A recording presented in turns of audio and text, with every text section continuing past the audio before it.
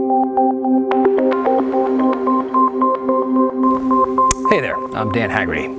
Thanks for being with us and welcome to The Story. I want to start tonight by telling you about my ride to work. Yeah, riveting. I know, but hear me out. So I was talking to my wife and telling her that I feel like I'm kind of in a bubble, which I'm not used to feeling.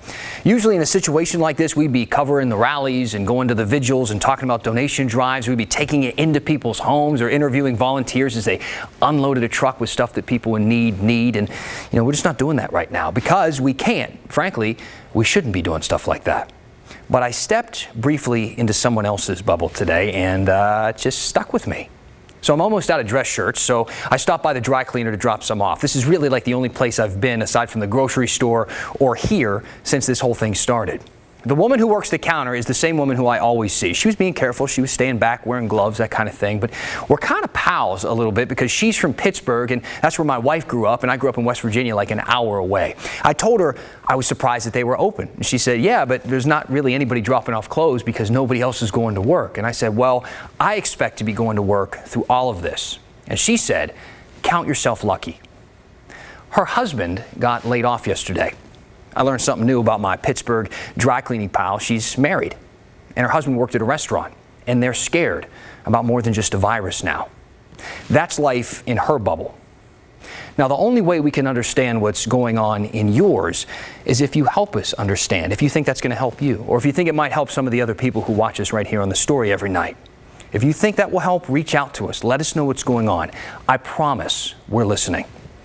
Email us, message me on Facebook, look me up on Instagram, find us on Twitter, and use the hashtag #HeyDan. Now let's talk about what happened today, all right? So we have 13 new cases in Oregon. No one died today. A couple hours ago, we learned that we are not yet being ordered to shelter in place. The governor said so, the county said so a few hours ago, but they did say they still want people to stay inside and away from other people. They just haven't ordered us to do so yet. That we do want people keeping to themselves, limiting the number of people that they interact with, limiting their outings and mixing in large groups as much as possible.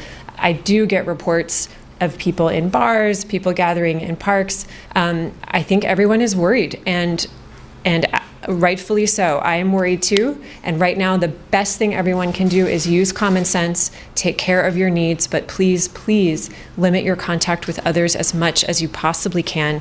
And that really goes for this upcoming spring break. I would urge people to do a staycation and stay local, stay to your household, keep to your household, and stay with people that you are normally around.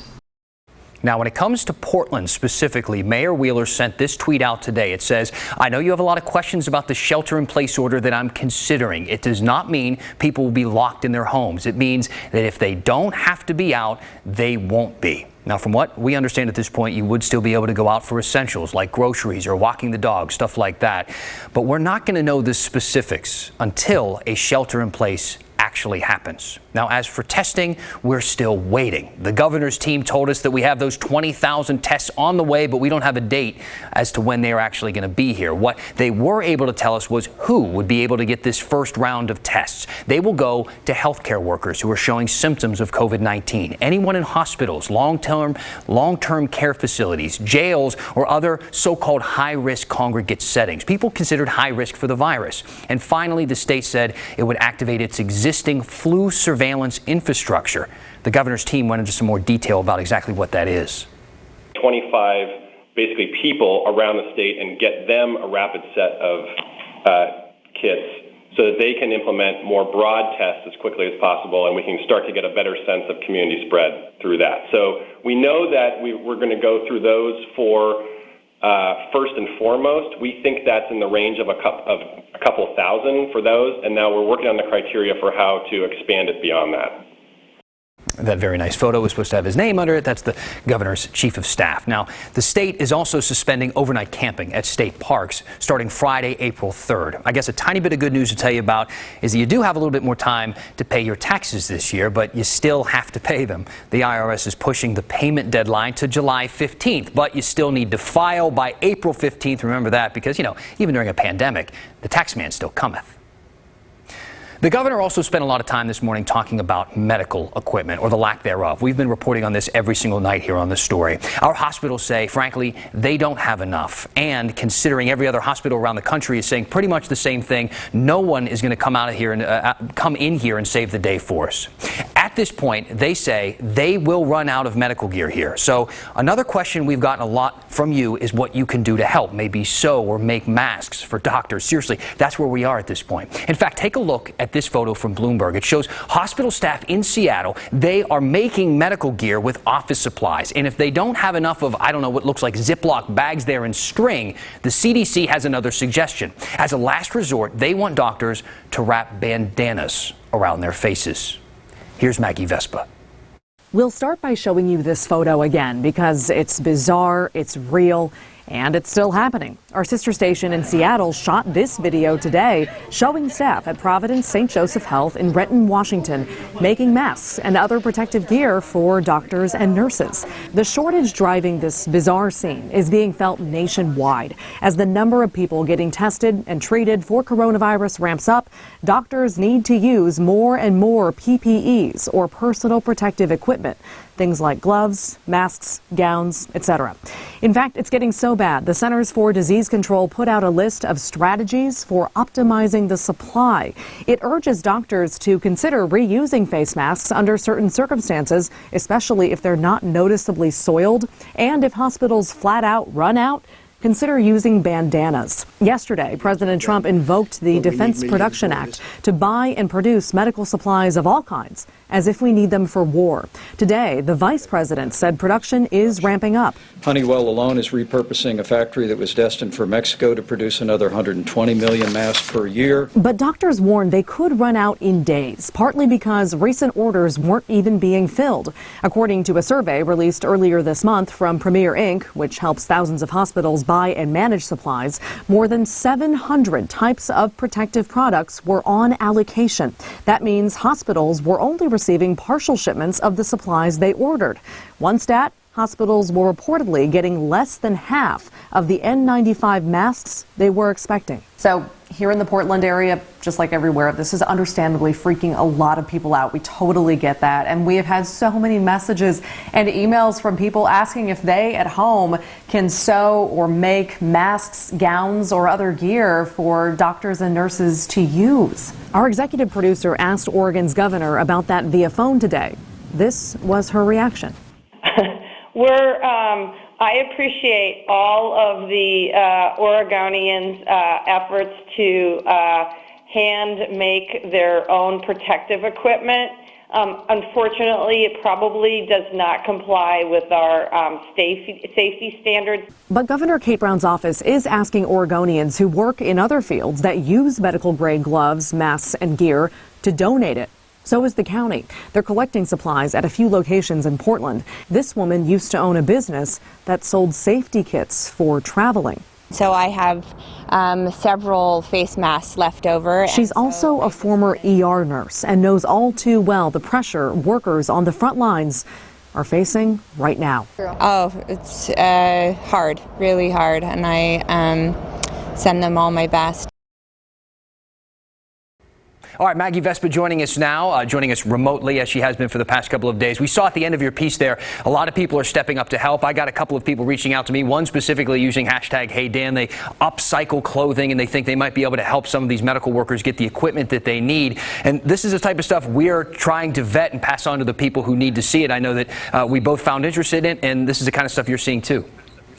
Yeah, exactly. We forwarded that info to the governor's office because we're just kind of sending those along as we get them to the people who are making these decisions. But, you know, what's nice about this, a lot of people want to help, including that woman that you saw in the piece. And the county actually today put out a list of things they do need. So I want to put that list up now.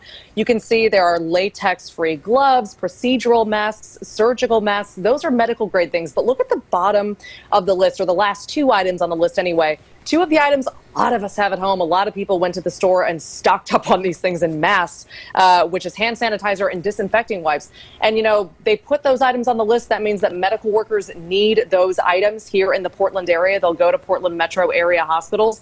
And basically, from what we can tell from the CDC guidelines, this could be because they might have to reuse some of the gear they have until they get new supplies. So we're talking about gear to sanitize, again, the sort of PPE supplies that doctors and nurses are using. So again, those are two things. If you have those at home and you feel comfortable donating to the workers on the front lines, those are things that you can bring to the areas here in Portland and in Salem where they're taking donations, and we have those on our website, Dan, as you know. Maggie, thank you. And again, folks, if you want to take another look at that list, you can do the website. You can also check out Maggie's social media pages, and you might have more questions. As always, send them our way. Let us know what you're thinking. Use the hashtag #HeyDan. For our big story tonight, I want to talk about what would normally be one of the biggest stories of the summer, the Olympics.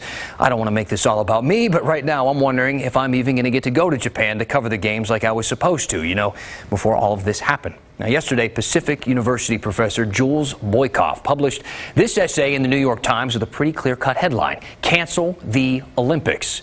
We recommended this article to you yesterday. Now, Jules isn't just some random professor with an opinion. He's a bit of an Olympic scholar. He's written 4 books on the games. He lived in both Rio and London ahead of their games. Now, Laurel Porter was able to talk to him about his essay and why he is convinced the games must be canceled. Hopefully you won't be too distracted by me walking around in the background of Laurel's interview.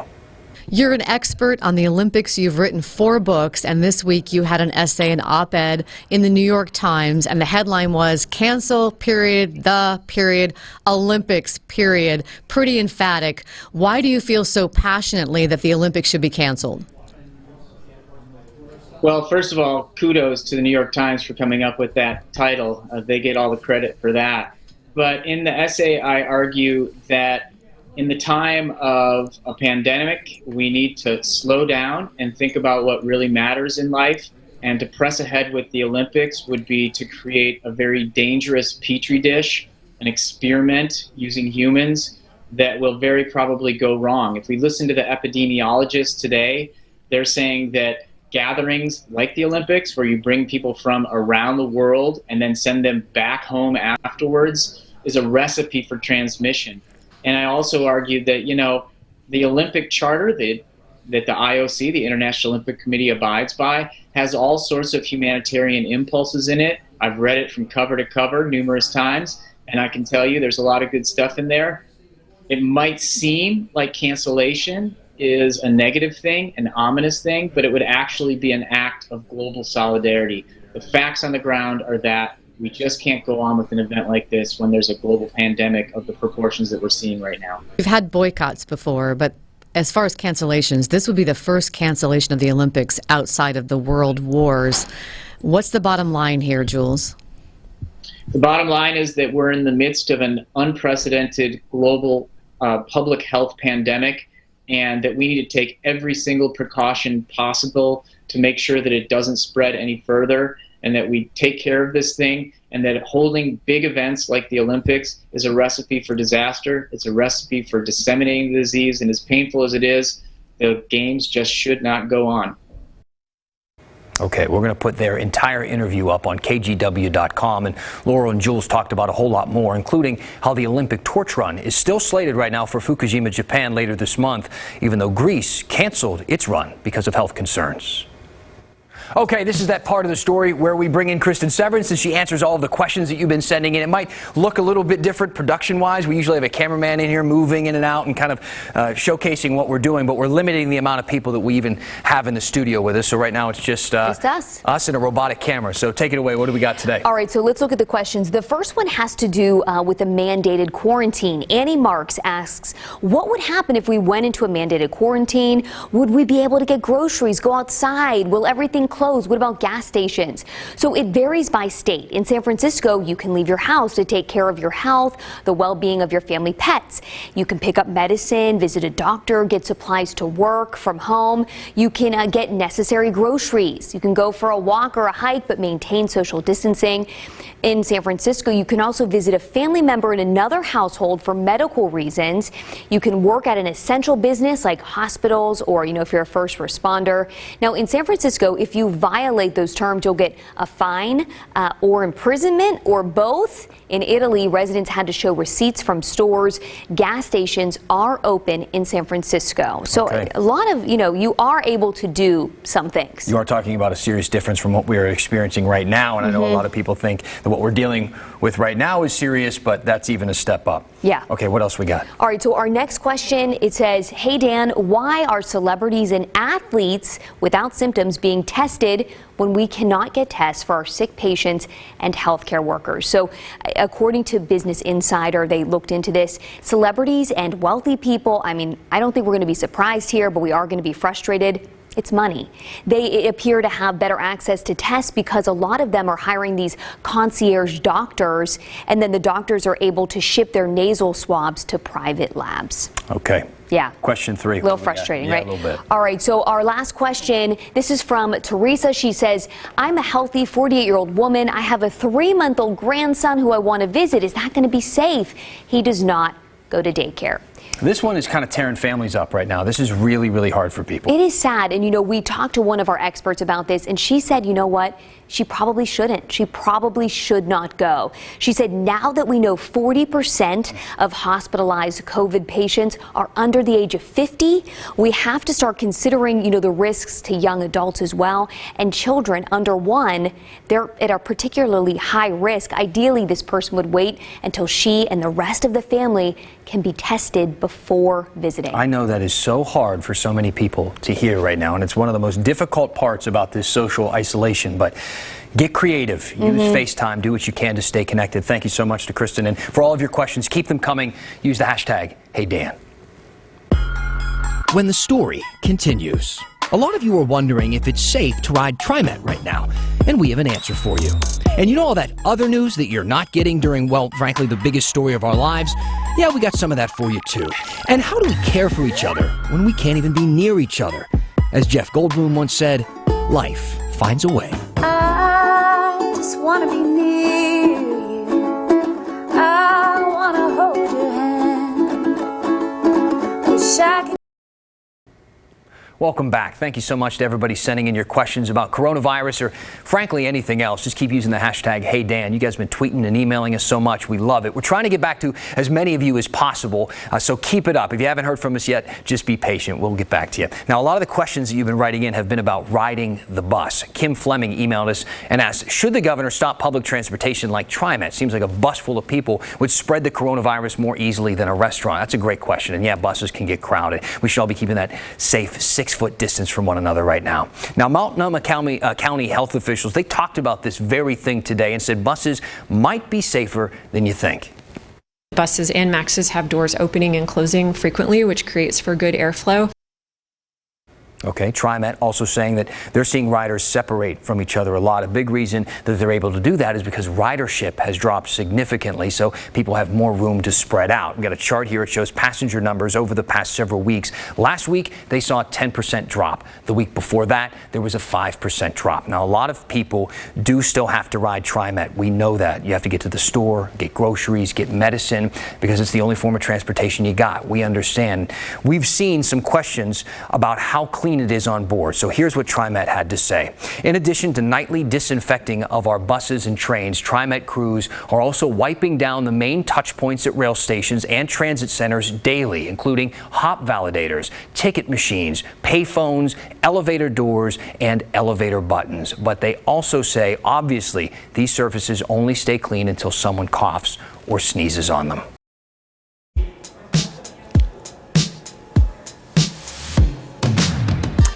Hey everybody, I'm Matt Safino. Of course, there has been a huge emphasis on hand washing these days, rightly so. We all need to be doing it. We all need to keep doing it. Even when you don't think you need to do it, you probably need to do it. So keep washing your hands. And I have been just completely impressed and amazed with the creativity and care in our community. And a great example of that is one China Forbes from the band Pink Martini. And she wrote and sang this song about washing your hands.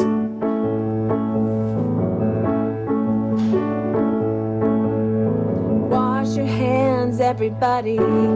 Everybody go and wash your hands.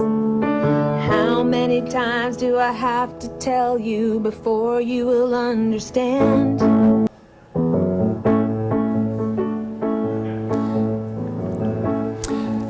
So, China wrote that last fall when she was worried about the flu season for her son, but she's amended it. And if you want to see the full version, it is on my Facebook page. You can check it out there. So thanks to China for not only writing and recording that, but for sharing it with us as well. All right, we're going to switch over to Italy right now, where they've been singing off the balconies. But look at the positive impact there, because the actual canals are getting cleaner. Look at that. You can actually see clarity in the water there. Now, the water quality itself hasn't really improved, but what has improved is the clarity, because with less boat traffic, all the sediments are sinking to the bottom, so the canals actually look a whole lot better. The air quality, however, is improving, because what they call the vaporetti, which are the little boats that ply those canals along with all the other boats, there's far, far less boat traffic now, so the air quality is improving in Italy. We talked about that last night. I called it nitrous dioxide. It's nitrogen dioxide that we're seeing less of from those satellites. But they're seeing vast improvement in the air quality as people are hunkering down and sheltering in place. And even though we don't have to do that officially, or at least by mandate here, certainly is a good idea. Dan, back to you. Matt, thank you so much. Appreciate it. Hey, so all you people understand you've been watching the news, and right now everybody in town is covering coronavirus nonstop, and we are too. But we want to look at some of the other stories that really aren't getting much coverage right now in a segment that we're calling In Other News.